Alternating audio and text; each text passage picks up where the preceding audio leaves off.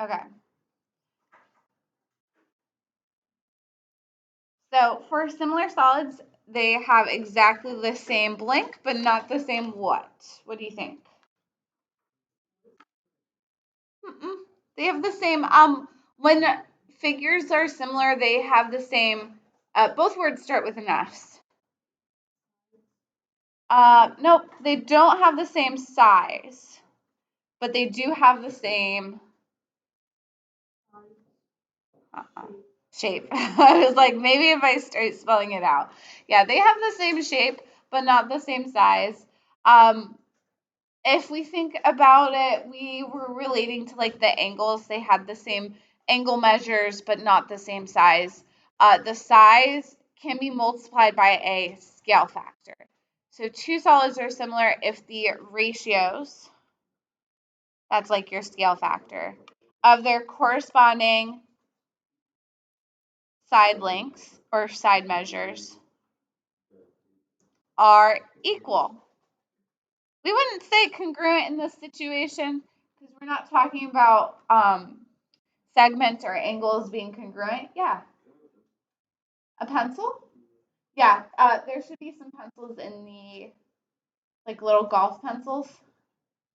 They're so tiny and cute. They don't have erasers, so just don't make mistakes. There you go. Yeah, I do have erasers if you need one though. So you gotta search for one in the drawers. Okay, cool. Determine whether the solids below are equal. If yes, write the scale factor in simplest form. So let's go ahead and compare the corresponding side lengths. So 12 would go with the what? Yeah. Yeah, 12 to 3. You can reduce them by 3 and you get 4 to 1. You also think, oh, I divide by 4. Is everything else the same? 8 divided by 4 gets you 2. 20 divided by 4 gets you 5. Yeah, so they're all the same. So yes, it's similar. And you can write the scale factor as 1 to 4, meaning first figure to second figure, or you can write it as a fraction. But when you write it as a fraction, you flip it. So you think, oh, I'm dividing by 4. It's going to be multiplying by 1 over 4. Questions on that? Nope. Okay. The next one, let's compare the corresponding side lengths. So 6 would go with 10. Okay. That one's not so clear. I can reduce it by 2. Okay. So that gets me 3 to 5. And then 6 and 6, like it's a square, so you don't have to do the other length. That's going to be corresponding. But let's compare the height, 8 to 12. I don't think it is. Yeah. Mm-mm. No, they have to match identically. So it's going to be a no for me. Okay. What do you think for number 3?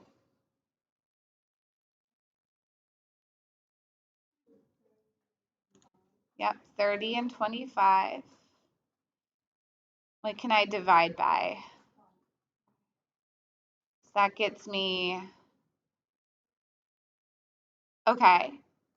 And then I have the diameter here and I have the radius here. So which one do you want to use? Do you want to use the diameter and like find the diameter of this? Yeah, okay. I saw a nod. Let's go ahead and do that. What's the diameter of the second figure? 20. Okay. So don't compare 24 to 10 because those aren't corresponding. You would compare half of 24, which was 12 to 10, or 24 to 20, which I've done this 2 other times and both classes wanted to use the diameter. So I think that's cool. 4, you can reduce by? They are equal? Yeah, 24 divided by 4 is 6. And then 5. Yeah, so this one works. I like to write it as a ratio, but totally fine to write it as the fraction. You just flip it. Okay.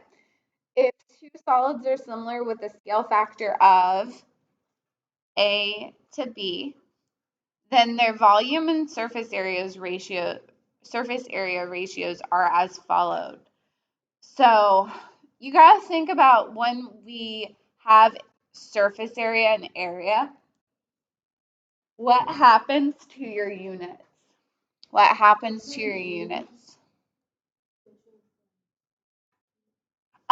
So they change from just regular to squared, and then from squared to cubed. That's how your ratios change. If you think about it, area is just length times width. So you're multiplying things twice. So you're multiplying 2 dimensions. That's where the square comes. Your ratios are just squared. Just like this one, volume of a rectangular prism would be length times width times height, which is 3 dimensions. So that's where our cube comes in. So if you don't have a calculator, I would grab one now because we're going to need to practice how to cube and cube root, which normally we know how to square and square root. It's the cubing that's a little tricky.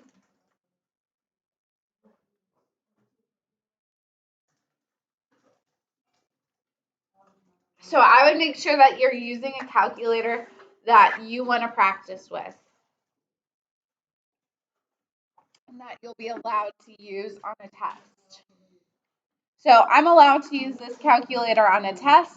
Am I allowed to use it on the EOC? No. I'd have to use either the TI-30XA, which Nyla and Eod, I think you just grabbed one, right? Can you show me? Yeah, that's the TI-30XA, right? XA? Okay, yeah, those calculators are allowed to use. They are a little bit finicky if you're not used to using them, though.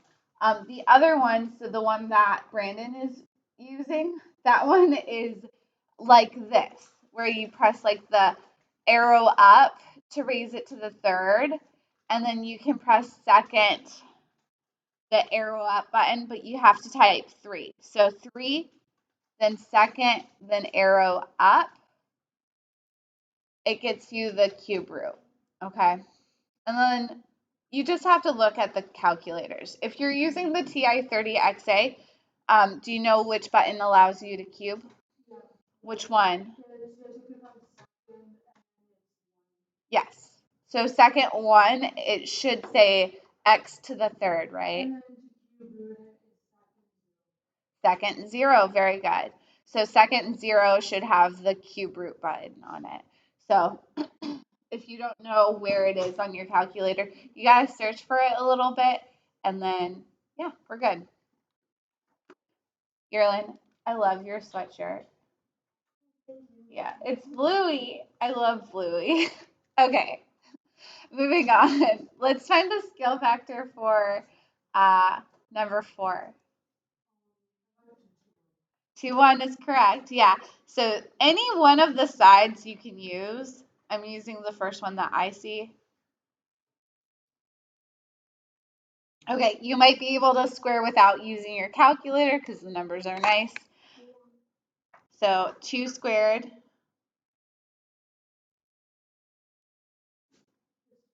It's 4. And then 1 squared. Yeah. And then 2 cubed. Very good. Yep. So I can do these ones without a calculator, but when we get larger numbers, those ones I do like to test with the calculator. And I don't know about you. I don't really know my cube roots as well as I know my square roots. Okay. Go ahead and try number 5.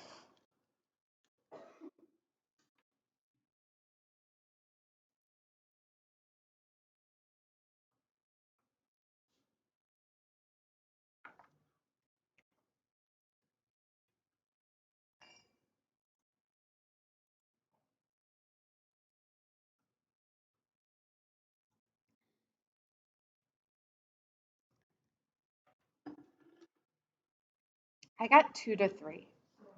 Okay. If you wanted to use 7 and 10.5 for whatever reason, if you were like verifying it, I don't love that it's 10.5, but just like you can divide both sides, you can times both sides. So I would just times both sides by 2. And then you can reduce 14 and 21 by 7. So it does end up being 14 divided by 7 is 2 and 21 divided by 7 is 3. It does end up being the same. Okay, and then squaring it to get the surface area, what would you get? 4 and nope. Yep. Careful. Yep. That's the trick. That's the trick. We got to be careful. Instead of multiplying by 2, we're squaring it. Yeah. And then 2 cubed. 8. 3 cubed. Very good. So, oh, I wrote it wrong. So here's a trick that I use. Whatever your square is, I just multiply the number one more time. So in this case, you would multiply 4 by 2 and 9 by 3, and that's how you get 27. Now that is handy for these problems, but it does not come in handy when we are working backwards. So let's look at 6 and 7, and then you guys will try number 8.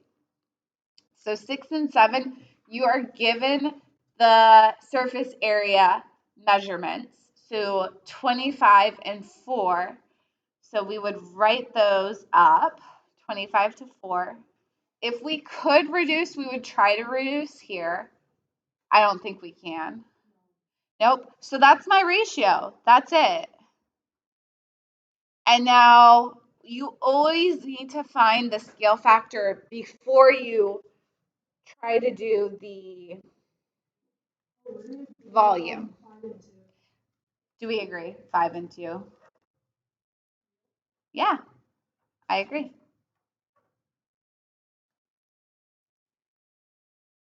I agree.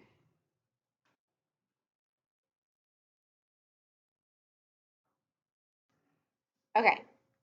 For volume, you're going to use the 5 and 2, and we're going to cube it. So what is 5 cubed? And what is 5 cubed? 8. Very good. Do we feel okay about this? Okay. So volume is trickier. Sometimes we got to simplify it, and sometimes we have to simplify it more than once. So I'm looking at these two numbers. I see that you can divide both by 2. So I'm going to divide by 2. Is there a bigger number that you guys think we can divide both by? 3? Okay, let's divide first by 3 then. Okay. I like to do the bigger number first. Okay, so I got 54 and I got 128. And now they're still divisible by 2, so you can divide by 2.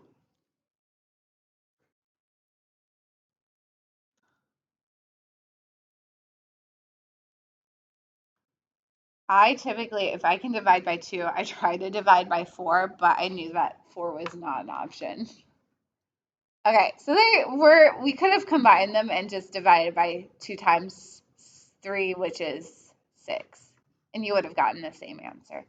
Okay, that is as simplified as possible. So you can try to simplify by 2, 3, and then the next prime number would be 5 until you finish and you realize, okay, there's nothing else. And those two numbers are perfect cubes. So that is, we're good to go. Okay, cube root. So wherever your button was for the cube root, we're going to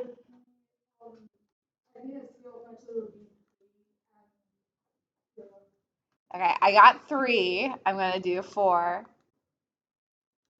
Yeah. So I had to, mine is a little bit harder than yours. I really like the TI-30XA.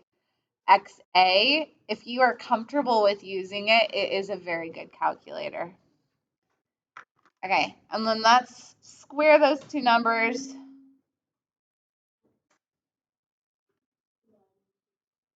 9 and 16. Very good. Okay, take a moment to try number 8. Are there any questions before you do that? All right, go ahead and take a moment to do number 8.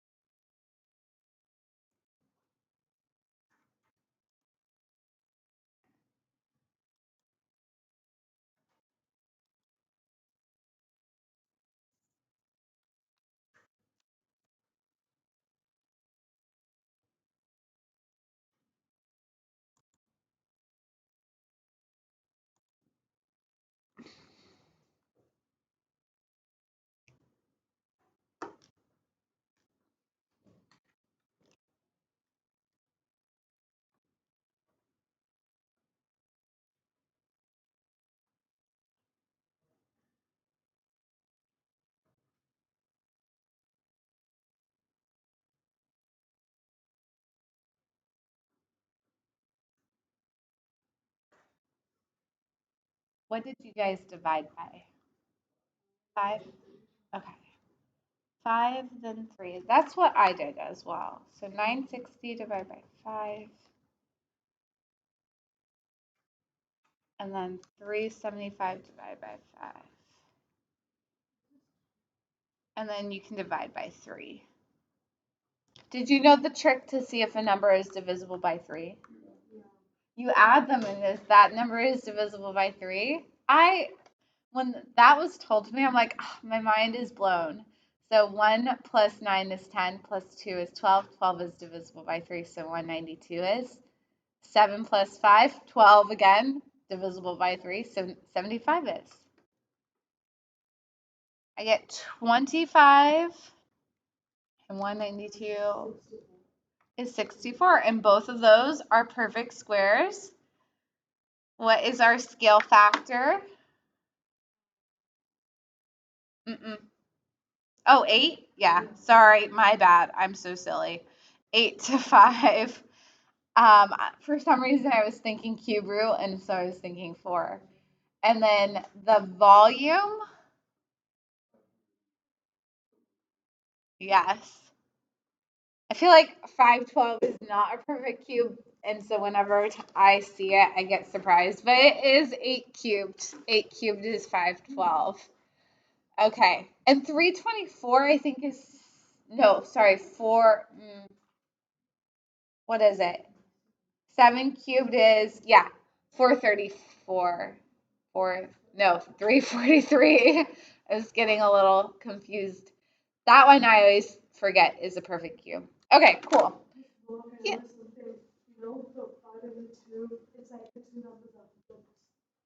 Oh, yeah. Very cool. Yeah, they are flipped. Okay, neat. Numbers are fun. I love numbers. Okay, Cavalieri's principle. So some Italian guy came up with this. I think he came up with it after staring at the Leaning Tower of Pisa. That's just my story, and I'm sticking to it.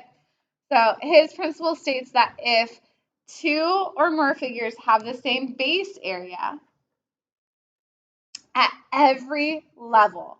So if you take infinite slices going up a prism or a cone or whatever shape, if you take infinite slices horizontal to the base, all of those base areas are the same and the heights are the same, then it would make sense that their volumes have to be the same as well. What do you think? Maybe. I think of a stack of CDs. Do you know what CDs are? Okay, compact discs. I think of a stack of CDs, and you have like 10 CDs and another stack of 10 CDs. All the CDs have the same shape of the base.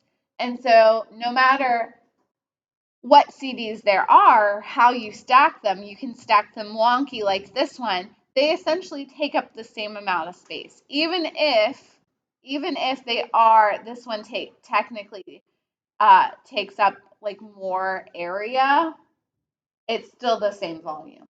The figure itself is still the same. Okay, that's true. So Cavalieri, I think it's because he has the Leaning Tower of Pisa.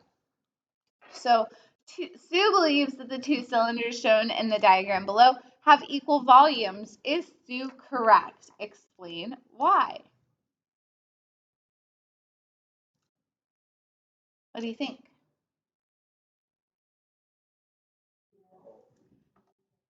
Yes. So let's explain why. So, what is the first thing that you notice about both shapes? Yep. So they both, I noticed the heights too. They both have a height of 11.5 centimeters. And the bases are both circles with a radius of what? Mhm.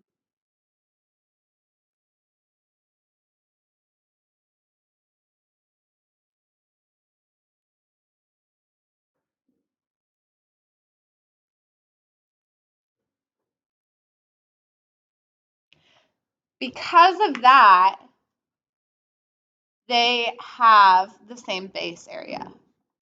So they have the same base area. And neither one of them changes the base area. So as you go up on the slanty one, it's still a cylinder. It's just a wonky cylinder. So yeah, they both have same height and same base area. That's essentially what you need to state those two things. If those two things are not stated, then you do not have enough information to prove that Cavalieri's principle is true for this. So yeah, questions on that? Okay, you guys do number 2. So read it, discuss, see if you agree that 2 stacks of 23 quarters have equal volumes, even though one is a little wonky.